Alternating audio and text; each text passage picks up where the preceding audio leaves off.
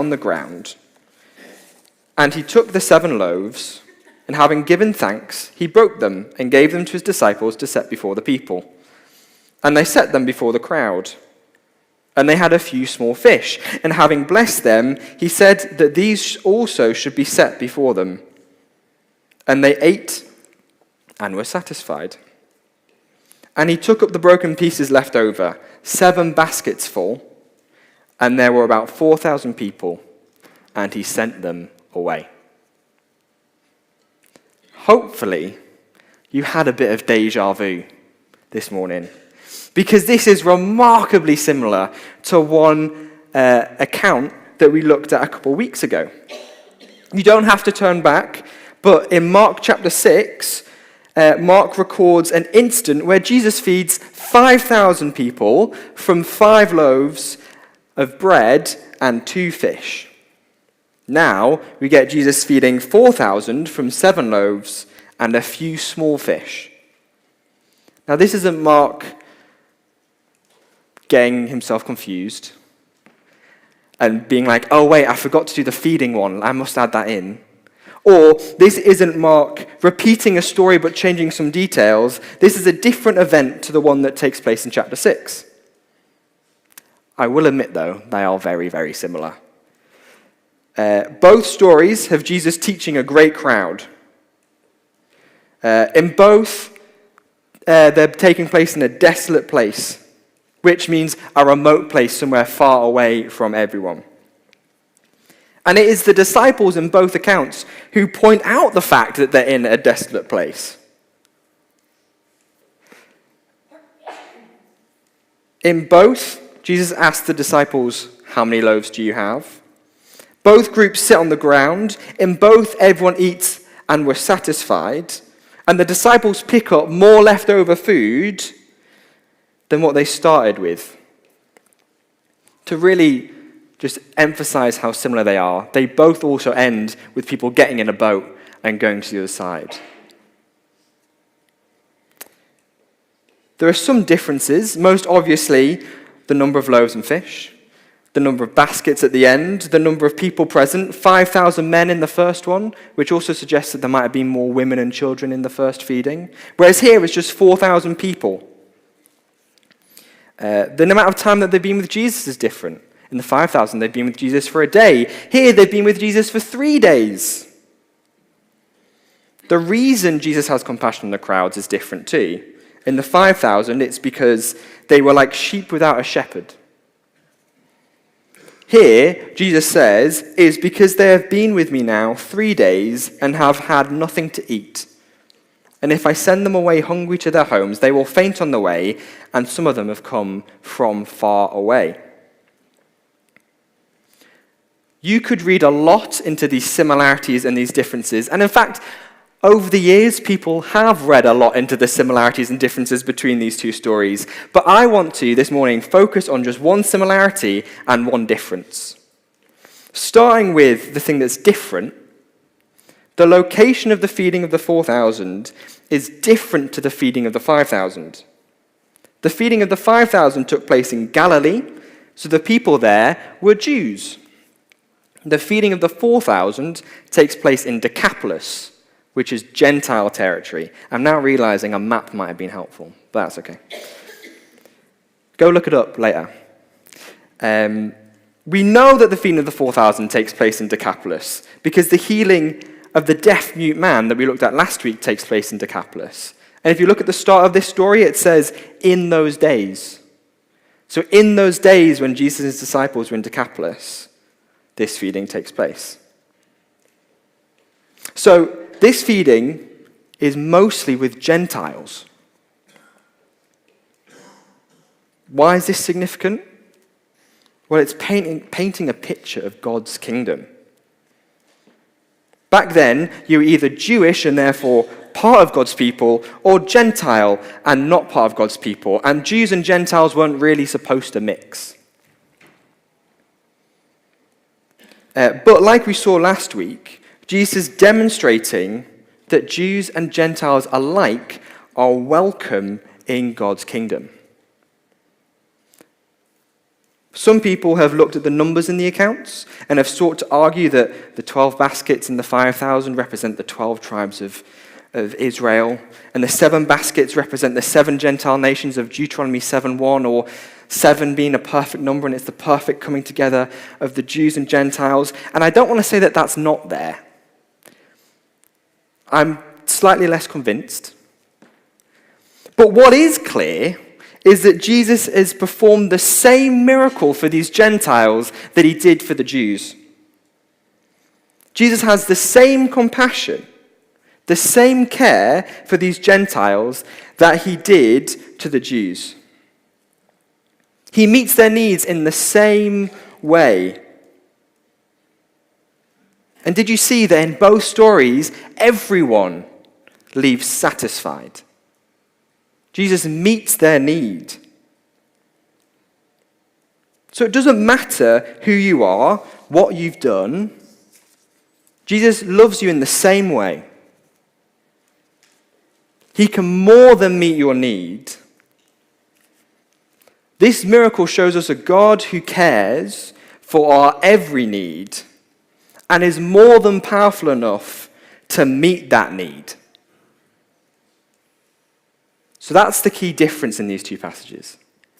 What about the similarity? Well, we get a really good look at where the disciples are at in this passage. And I'll be honest, it's not great. How similar these two stories are, the feeding of the 4,000 and the feeding of the 5,000, really give it away. You'd be hoping that they're there in this desolate place going, this feels very familiar. But you don't really get any sense that that's the case. We know that they've not forgotten the feeding of the 5,000 because later on in our passage, we see that they can remember the details of it. But their behavior would suggest that they have. After Jesus requests that they feed the crowd, their response isn't, oh yeah, like that time with the 5,000 where you fed everyone with 5 loaves and 2 fish. They say, look at it, how can one feed these people with bread here in this desolate place? This coming from the same group of guys who personally handed out the 5 loaves to the 5,000. And now stood here confused about how they're going to feed this 4,000. One commentator put it like this: the disciples are slow on the uptake and grasp for answers in the dark, expecting nothing miraculous from Jesus. This event shows the unbelief of the disciples. They have been with Jesus and seen all that he has done, and yet they still don't understand what's going on. They still don't really have much faith. Particularly if you compare the disciples to some of the other people that we've met whilst reading Mark's Gospel. Think about the faith of the Syrophoenician woman, or the friends of the paralyzed man, or the woman bleeding, or Jairus. Most of these people had only heard about Jesus, and they came expecting Jesus to provide for them. The disciples have seen it all, and yet they don't get it. They are blind to what is really going on. The disciples are not the only ones who are blind, though. Let's continue reading from verse 10. And immediately he, that being Jesus, got into the boat with his disciples and went to the district of Dalmutha. The Pharisees came and began to argue with him, seeking with him a sign from heaven to test him. And he sighed deeply in his spirit and said, "Why does this generation seek a sign? Truly I say to you, no sign will be given to this generation." And he left them, got into the boat again, and went to the other side. Jesus goes across to the other side of the Sea of Galilee, and upon landing gets interrogated by the Pharisees, who are asking Jesus for a sign from heaven. The use of the word sign here is interesting. They're wanting Jesus to provide some form of proof to back up what he's saying.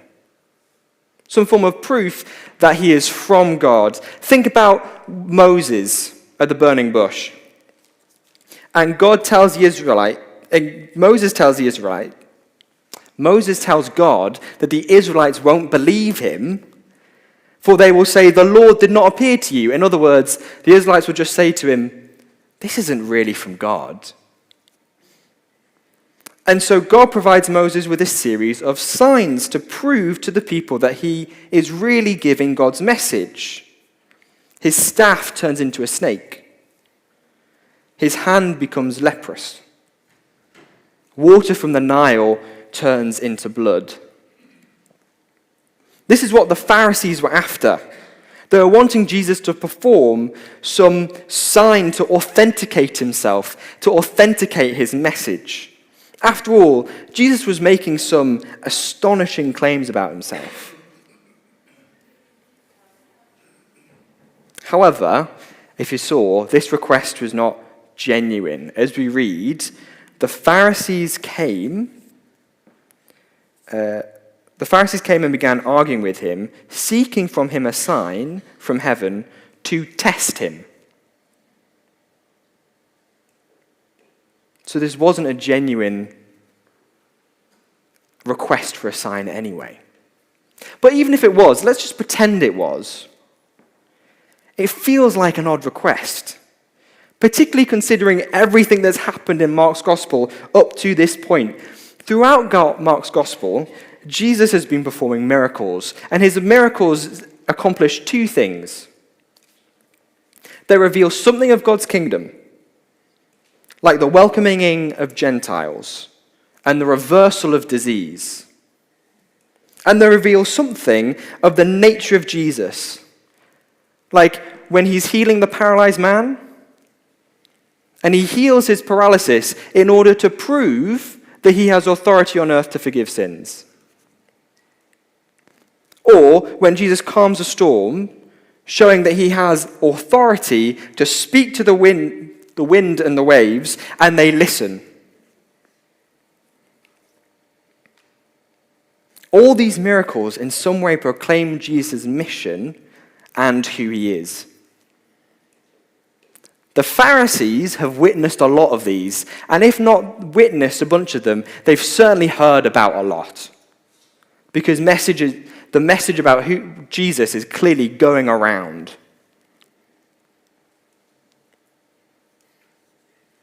After all that, the Pharisees are still asking for a sign. The Pharisees remind me of a type of person. Have you ever been talking with someone and tried to lay out your argument, making a really good case, but the other person just refuses to accept it? Maybe it's with your kids, or with your co-workers, or your husband, or your wife, or a friend. This happens with me with maths questions. I sometimes turn something up in my head, or even worse, on a calculator, and proudly declare my answer, and then everyone looks at me like I'm a crazy person, because I've just said that 2 + 2 is 7. And they all very calmly explain to me why 2 + 2 actually is 4 and not 7, like I've just said. And for whatever reason, I don't back down quite as quickly as I probably should, because I'm like, no, I'm right. I refuse to accept what they're saying is true until I do the maths again and realize that, yeah, they were actually true. I get the same feeling of refusing to accept what's in front of them from the Pharisees. You might be thinking that Jesus' response to the Pharisees was a bit harsh. Why does this generation seek a sign? Truly I say to you, no sign will be given to this generation. Well, firstly, we know that it wasn't a genuine, an honest attempt, honest question from the Pharisees. Secondly, nothing about what Jesus is saying is malicious. In fact, if you look at the start of verse 12, it says that Jesus sighed deeply in his spirit. The word for sigh has the same root in the Greek that Mark used during the account of the healing of the deaf man.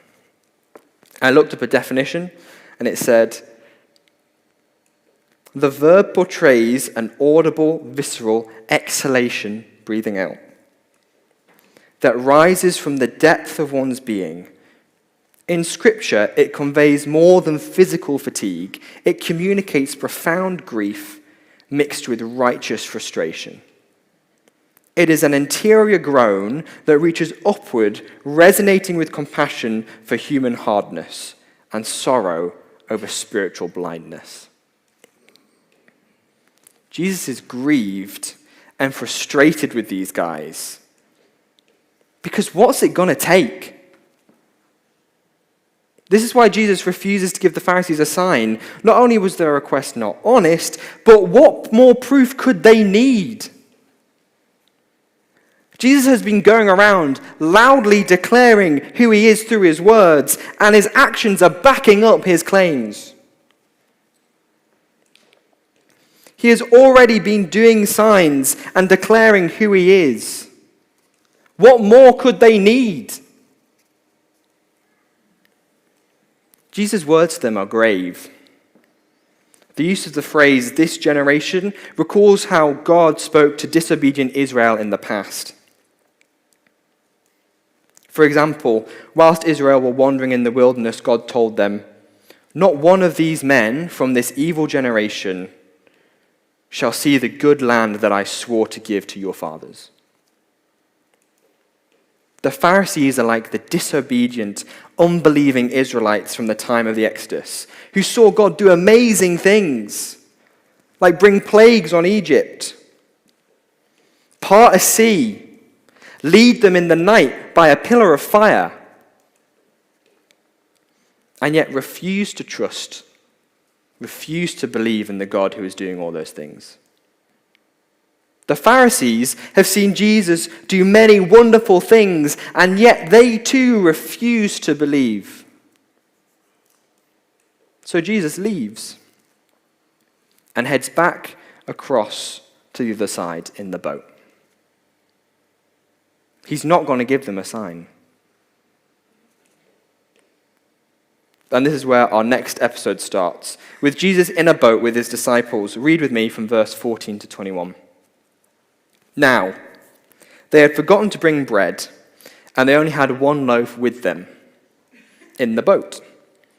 And he cautioned them, saying, "Watch out, beware of the leaven of the Pharisees and the leaven of Herod." And they began discussing with one another the fact that they had no bread. And Jesus, aware of this, said to them, "Why are you discussing the fact that you have no bread? Do you not yet perceive or understand? Are your hearts hardened? Having eyes do you not see, and having ears do you not hear, and do you not remember? When I broke the 5 loaves for the 5,000, how many basketfuls of broken pieces did you take up?" They said to him, 12. "And the 7 for the 4,000, how many baskets full of broken pieces did you take up?" And they said to him, 7. And he said to them, "Do you not yet understand?" The first thing to note about this scene is that it is the third of 3 events that happen whilst the disciples are on a boat crossing the Sea of Galilee. The first was back in Mark 4, when Jesus calmed the storm. The next was after the feeding of the 5,000, when Jesus walked on water. Here the disciples are in the boat, but there's another problem. They had forgotten to bring bread, and they only had 1 loaf in the boat with them. So this is also the third time when the disciples have been in a situation where there's not enough food to go around. Just keep that in your brain as we go on. Jesus gives them this rather strange warning of, watch out for the leaven of the Pharisees and the leaven of Herod. And no, Jesus isn't giving baking advice. Jesus is warning them about the state of their hearts. Leaven was a bit like yeast. It was added to bread to make it rise, and crucially, only a little bit was needed. Throughout the Bible, yeast or leaven is used to describe, as one commentator puts it, corruption and the infectious power of evil. It's no different here. The leaven of the Pharisees and the leaven of Herod are talking about heart attitudes that both the Pharisees and Herod have. This comment, although it feels slightly out of left field, actually flows on from what they've just seen of the Pharisees. The leaven of the Pharisees is their heart attitude of unbelief, their blindness to the things that are right in front of them. Crucially, the fact that Jesus is the Son of God. The leaven of Herod is very similar in outcome, but has different roots.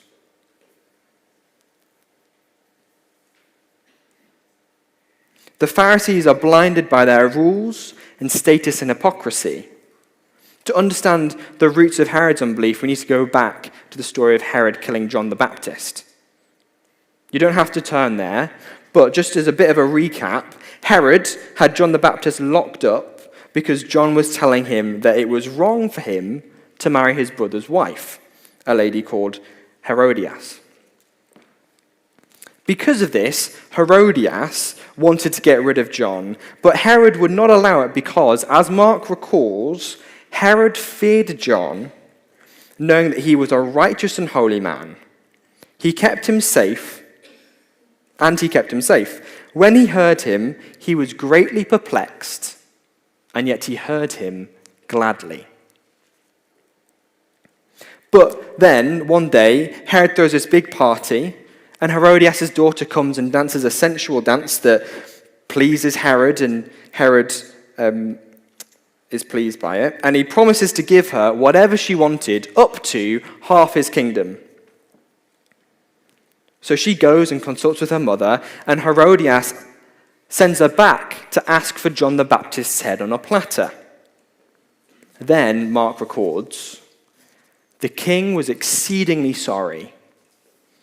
But because of his oaths and his guests, he did not want to break his word to her. And immediately the king sent an executioner with orders to bring John's head. He went and beheaded him in the prison. So we get a picture of a man who's intrigued by John's teachings and gladly hears it, but ultimately refuses to listen and eventually doubles down because of fears of what everyone else would think.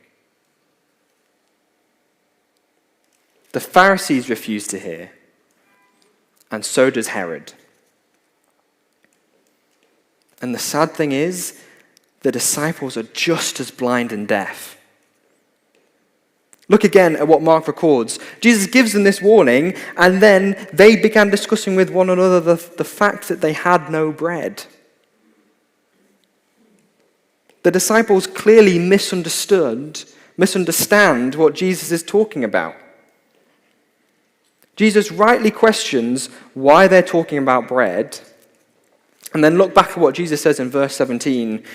And Jesus, aware of this, said to them, why are you discussing the fact that you have no bread? Do you not yet perceive or understand? Are your hearts hardened? Having eyes, do you not see? And having ears, do you not hear? And do you not remember? Jesus, once before in Mark, has talked about people having eyes that don't see and ears that don't hear. Back then, he was quoting from Isaiah in Mark chapter 4. After the parable of the sower, Jesus says this, and he said to them, talking to his disciples, to you has been given the secret of the kingdom of God. But for those outside, everything is in parables, so that they may indeed see, but not perceive, have eyes that don't see, and may indeed hear, but not understand, having ears that don't hear, lest they should turn and be forgiven. Now, instead of referring to outsiders, Jesus is saying this about his own disciples. They who have been with Jesus all this time, have seen all these wonderful things, are not really doing any better than the outsiders. This is the point Jesus is making by bringing up these two feeding miracles again. The disciples can recall the facts about the events, but they're missing the main point. They were there when Jesus walked on water and calmed the storm. They were there when Jesus fed the 5,000 and the 4,000 from very little. And now the disciples are in a boat again, crossing the same sea where Jesus did those miracles, with very little bread, very little food to go around, and they're discussing the fact that they don't have enough food. When the person who could calm the sea, who can walk on water, who can feed masses from very little is right there in front of them. They are blinded. They don't see. They don't get it. So Jesus asks them, do you not yet understand? They don't see Jesus for who he is. The disciples are almost as blinded as the Pharisees and Herod, and they're in danger of unbelief like the Pharisees and Herod. And so Jesus warns them of this. Don't become like that. And it's worth emphasizing that these were the guys who have been with Jesus the entire time. They've seen everything. And yet there are people who've just heard about Jesus who are expressing more faith than them. There are Gentiles who are expressing more faith than these Jewish guys. You can be around Jesus for a long time and still not see. You can hear a lot about Jesus and still not hear.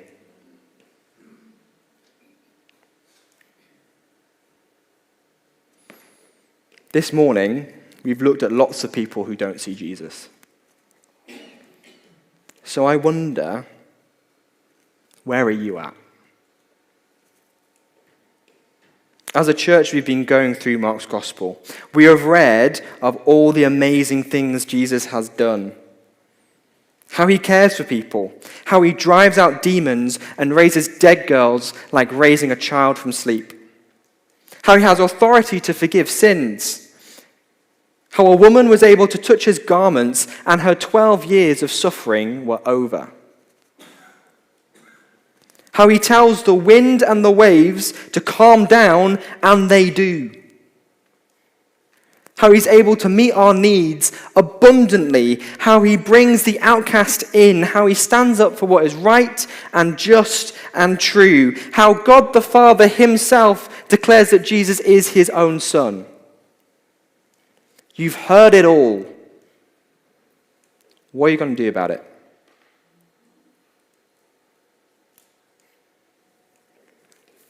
Are you like the Pharisees?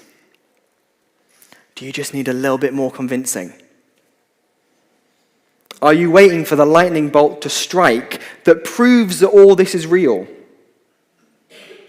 Well, my question to you is, will it ever be enough? Will you actually ever get enough evidence?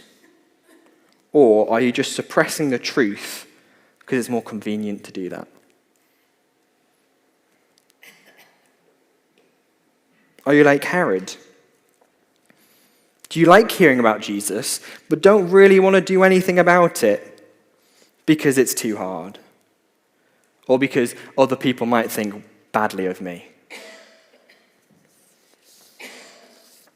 Are you like the disciples? Have you heard about Jesus your entire life? You come to church all the time, and yet you don't have a personal relationship with him. Have you been coming to church for a while, but you've heard things you don't really like, so you just ignore it and pretend it's not there?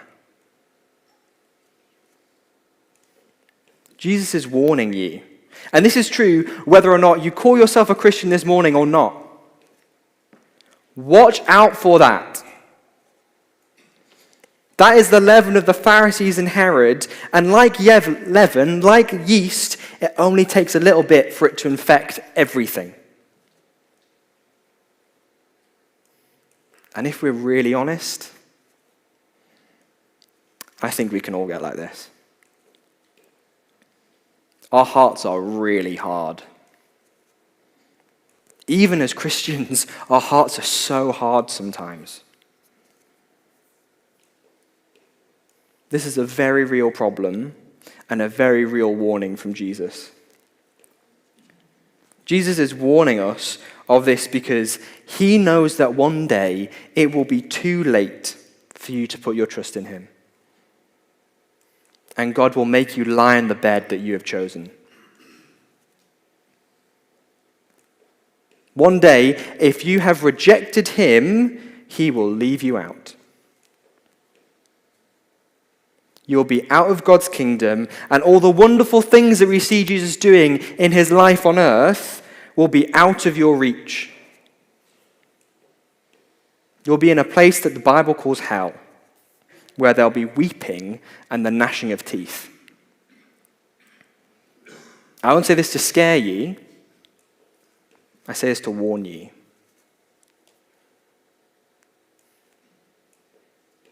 That's the bad news, but wonderfully there is good news.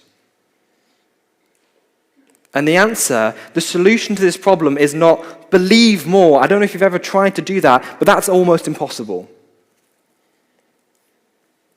As Paul tells us in Ephesians 2, God saved you by his grace when you believed. And you can't take credit for this. It is a gift from God. Mark shows us this in Mark chapters 7 through 8. If you've got a Bible, look at the passages that surround our passage this morning. In Mark 7, 31 to 37, Jesus heals a deaf man. And in Mark 8, 22 to 26, Jesus makes a blind man see.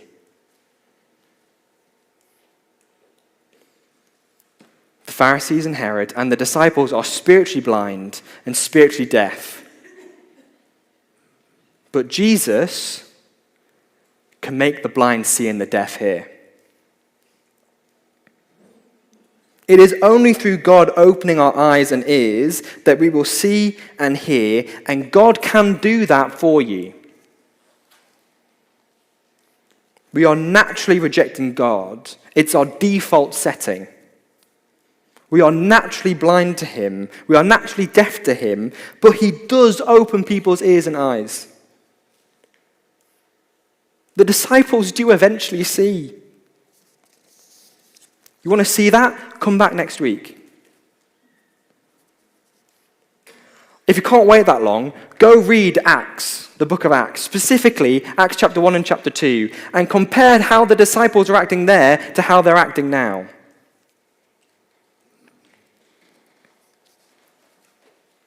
So as we draw to a close, a couple of things for us to do.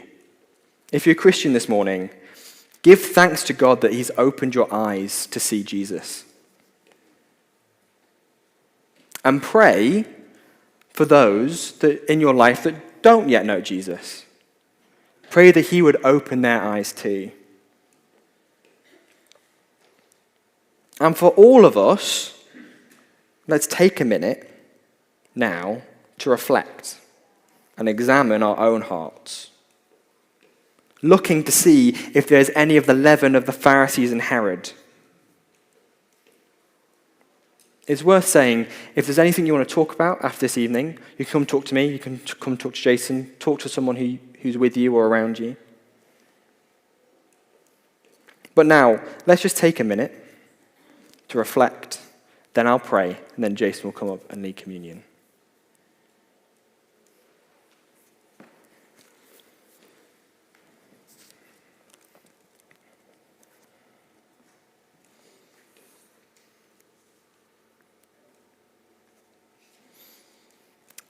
Father in heaven, I pray that you would open our eyes so that we can see, and open our eyes so that we can hear you. I pray that you would help us to look out for the leaven of the Pharisees and Herod in our lives.